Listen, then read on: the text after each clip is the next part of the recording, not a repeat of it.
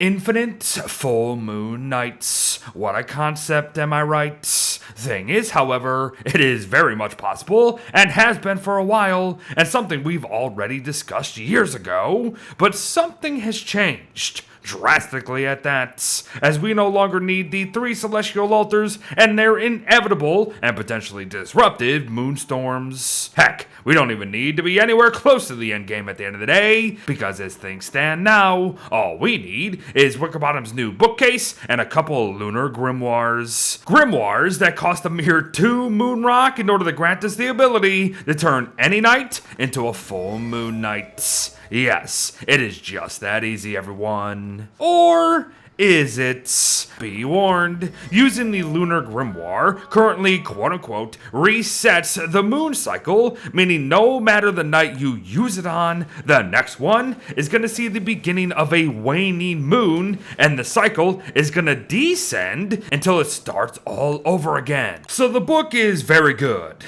Like, stupid good. But it does come with consequences. Still, I'm thinking the pros are going to outweigh the cons more often than not, as not only does it mean never worrying about light, as let us remember how we can store and recharge these novelty novels within a bookcase and just swap out full ones when needed, but also how a full moon every night is going to open oh so many doors, like Glommer farming for example. And it is very simple, folks. Glommer's flower spawns every full moon, as we know, so if we force it to spawn on back to back to back days for as long as we wish, we will also be farming Krampus to boots, and do this very thing in a world that's been around a while for even more Krampi. And I suppose an early full moon also means just an early Glommer in general if you found her statue, if you want to keep her, but nah, murder is always the option. But that's just the start. The potential to force full moons early and at will could mean early moonstone events if one happens to get a star caller staff and doesn't want to wait around too long for the moon cycle to actually hit what you want to hit,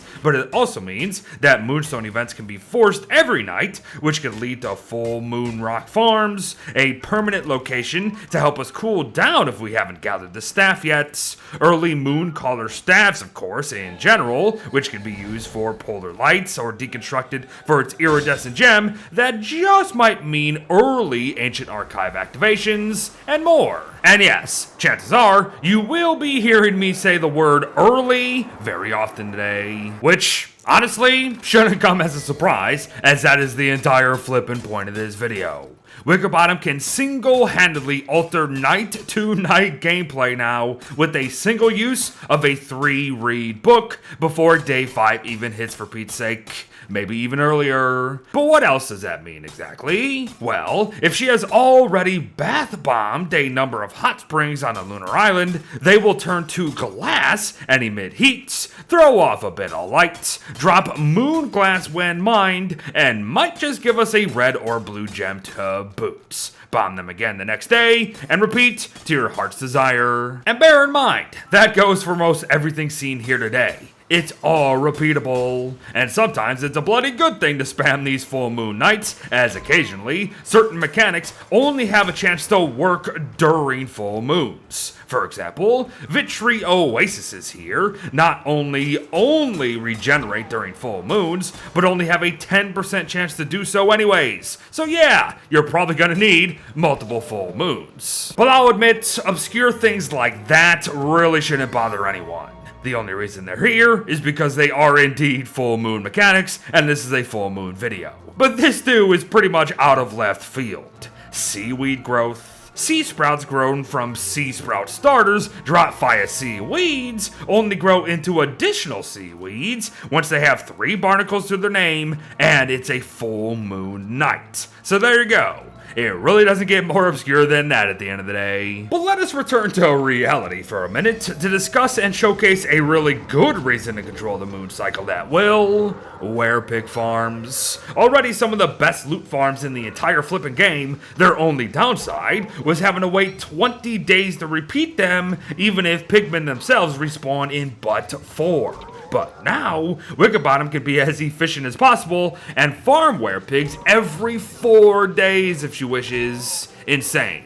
It's pure insanity once you really start to think about it, so take advantage before the inevitable nerf. To continue though, another early gain could be the marble sculpture clockworks, as again, these spawn normal clockworks if mined during a full moon, and the shadow pieces if mined during a new one.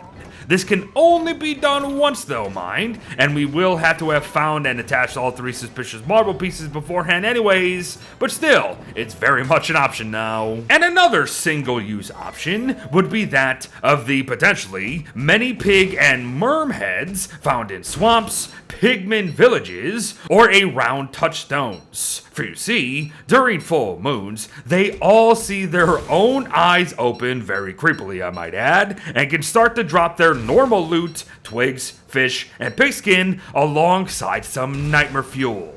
It's good stuff. But before we wrap up our day with a couple honorable mentions, I would like to say that a full moon every night isn't always going to be a good thing. Not when every grave in the game will awaken the dead, or if your curse forces itself upon you come these very nights. Now, don't get me wrong, both of these things are not the worst outcomes in the world, especially if they're planned for. There can definitely be some farms on top of ghosts, and Woody's curse can be quite advantageous. However, I can definitely still see the latter getting very annoying in group play if you're not communicating. So mind your Woodies, Wickerbottoms. But yes, 2 last notes here. Full moon nights mean the most powerful celestial fissures on the lunar island, so use them to your advantage, as yes, they actually do regain our sanities. And being able to force full moons daily also means that if you want a different Chester transformation, there should be no concern in killing the guy outright and switching back and forth at will. Have fun. And there you have it, everyone. An admittedly similar guide to those who've maybe been around a while, but one with a brand new twist. A twist that sees the same stuff happening, sure, but said stuff can be seen far, far sooner than ever before. And it's not even close. This book alone has made Wickerbottom a literal goddess once again, so be sure to enjoy your power while it lasts. Thanks for watching, folks. Well wishes to all, praise the moon, and I'll see you in the next one. Bye-bye.